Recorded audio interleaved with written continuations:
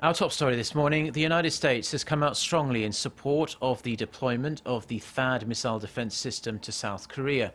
Washington insists THAAD is only being deployed to South Korea to protect the nation from North Korea. This comes as President Trump's top diplomat is due in Seoul next week for talks on Pyongyang's growing nuclear and missile threats. Jung-hee starts us off. The United States has reaffirmed that Seoul and Washington will stand firmly by their plans for the installment of the U.S. missile defense system THAAD. White House spokesperson Sean Spicer said Tuesday that the U.S. understands China's concerns in regards to the THAAD deployment, but he emphasized that it's a national security issue for South Korea and Japan.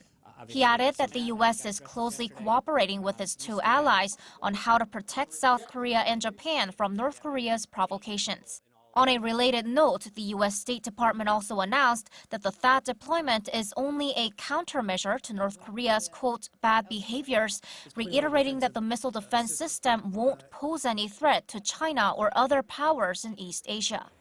The firm announcements came after South Korea and the U.S. began the process of deploying THAAD in South Korea on Tuesday.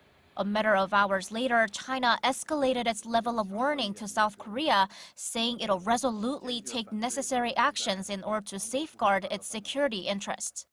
In the wake of the latest North Korea missile launches, U.S. Secretary of State Rex Tillerson will head to South Korea, Japan, and China next week for the first time since he took office. The State Department says Tillerson will discuss various issues with foreign ministers and senior officials to better deal with North Korea's growing missile and nuclear threats.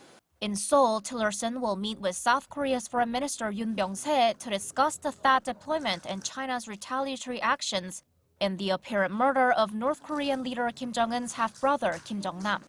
오정희, Arirang News.